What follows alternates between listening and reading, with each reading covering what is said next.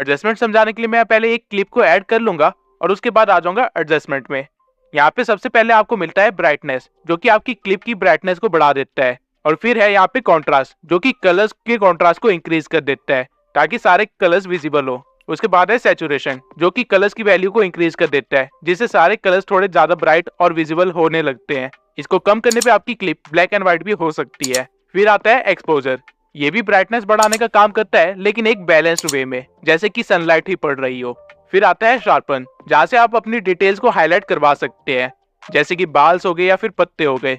उसके बाद आता है HSL, जो कि रियल गेम चेंजर है। यहाँ से आप स्पेसिफिकली किसी भी कलर को चेंज कर सकते हैं या उसे हाईलाइट करवा सकते हैं। फॉर एग्जाम्पल, इस क्लिप में येलो बहुत ज्यादा है, तो अगर मैं उसे सिलेक्ट करके उसका ह्यू चेंज कर देता हूँ और ग्रीन की साइड ड्रैग करता हूँ, तो हमारे क्लिप के अंदर जितने भी येलो पार्ट्स थे वो ग्रीन में कन्वर्ट हो जाएंगे। और इसकी सैचुरेशन बढ़ाने पे ग्रीन कलर और भी ज्यादा शो होने लग जाएगा, और लुमिनेंस बढ़ाने से ग्रीन कलर में थोड़ी सी लाइट आएगी, यानी वो थोड़ा सा ब्राइट होने लग जाएगा। ठीक इसी तरह आप हर कलर के साथ यहाँ पे खेल सकते हैं। डार्क ब्लू को चेंज करने पे लड़की के कपड़े चेंज हो रहे हैं, और जो कलर्स क्लिप में विजिबल नहीं हो रहे हैं उनके इफेक्ट्स भी आपको विजिबल नहीं होंगे। लेकिन हर क्लिप में हर तरह के कलर्स होते हैं, इसलिए सिर्फ उन्हीं कलर्स को चूज कीजिए जिनको आप चेंज करना चाहते हैं। बाकी कलर्स के साथ छेड़छाड़ मत करना। और ध्यान रहे कि कभी भी ऑरेंज को ज्यादा चेंज मत करना, क्योंकि आपकी स्किन का कलर भी ऑरेंज ही होता है, तो उसको चेंज करने पे आपकी स्किन का कलर भी चेंज होगा। अब HSL के साइड में ही आपको मिलता है ग्राफ, जहां आप RGB कलर्स की क्वालिटी के साथ कुछ ज्यादा ही कस्टमाइज वे में छेड़छाड़ कर सकते हैं। और अगर आप व्हाइट ग्राफ को छेड़ेंगे तो आपकी क्लिप की लाइट्स पे फर्क पड़ेगा। अब RGB हमारे प्राइमरी कलर्स होते हैं, जो कि हर क्लिप में अवेलेबल होते हैं, इसलिए यहाँ पे उनके ग्राफ दिए गए हैं। उसके बाद है हमारे पास यहाँ पे हाईलाइट्स, जो कि क्लिप्स के अंदर लाइट वाले एरियाज को अफेक्ट करता है। इसको आप बढ़ा भी सकते हैं और कम भी कर सकते हैं। वही साइड में आपको मिलेंगे शेडोज,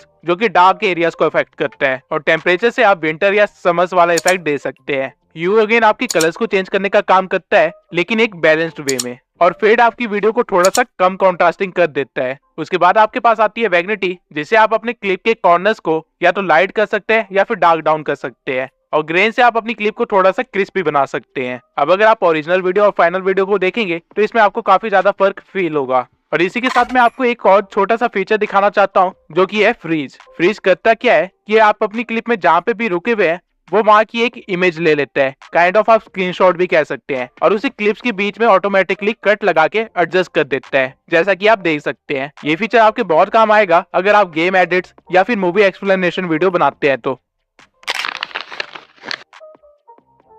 सबसे पहले मैं आपको एक्सप्लेन कर देता हूँ कि मास्किंग होती क्या है। मान लेते हैं आपके पास एक पिक्चर है और एक कटआउट है कुछ इस तरह का।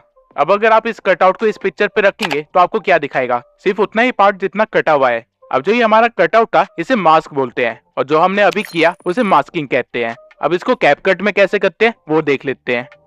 सबसे पहले हम एक बैकग्राउंड ले लेंगे और फिर जाएंगे मास्क में। यहाँ आपको तरह तरह के मास्क मिल जाएंगे, और जिस भी मास्क को आप चूज करेंगे उसका कटआउट आपके पास आ जाएगा। अब मैं स्टार को जहां मर्जी घुमाऊं, स्टार के नीचे का एरिया यानी कि हमारा बैकग्राउंड हमें विजिबल होगा। और अगर आप नीचे इस एरो को हल्का सा खींचेंगे तो इसका फेदर इंक्रीज हो जाएगा, यानी आपके स्टार्स के कॉर्नर्स थोड़े फेड होने लग जाएंगे और थोड़े से एक्सपेंड होंगे, जिससे आपको कुछ ऐसा मिलेगा। सेम वे में आप अलग अलग मास्क को यूज कर सकते हैं, और आप अपने मास्क के साइज को भी चेंज कर सकते हैं। और यही अगर आप मिरर या सर्कल के मास्क के फेदर्स को हल्का सा इंक्रीज करेंगे तो आपको काफी सारे अच्छे इफेक्ट्स मिल जाएंगे। और इन सारे मास्क में हॉरिजॉन्टल मास्क सबसे ज्यादा यूज किया जाता है। अब मैं मास्क का इस्तेमाल करके आपको एक एनिमेशन बना के दिखाता हूँ। तो सबसे पहले मैं अपने बैकग्राउंड को इंपोर्ट कर लूंगा और फिर अपने लोगो को इंपोर्ट करूंगा। अब मैं चाहता हूँ कि मेरा PNG कुछ सेकंड्स के बाद स्क्रीन पे आए, तो मैं स्टार्टिंग के कुछ सेकंड्स के बाद अपने PNG को लगा दूंगा जहां वो एकदम से शो होगा। लेकिन अगर मैं इसे रन करूं तो आप देख सकते हैं ये कितने प्लेन वे में शो हो रहा है, जो कि बहुत ही बेकार एनिमेशन बनेगी। तो मैं अपने बैकग्राउंड को चूज करूंगा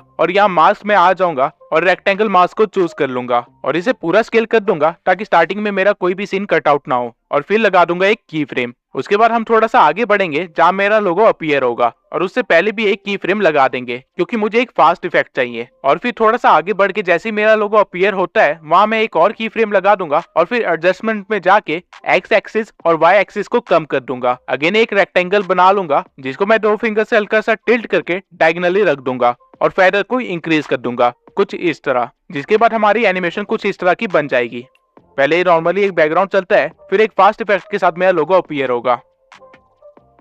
इसी तरह आप मास्किंग से काफी सारे यूनिक चीजें क्रिएट कर सकते हैं। फॉर एग्जाम्पल ये सारे इफेक्ट्स मास्किंग से बने हैं। और वीडियो के एंड में मैं आपको मास्किंग से एक बहुत ही प्रोफेशनल इफेक्ट क्रिएट करके दिखाऊंगा। अब मास्किंग के बाद जो एलिमेंट आप सबसे ज्यादा अपनी वीडियोस में यूज करेंगे और जिसके बिना वीडियोस भी अधूरी होती है वो है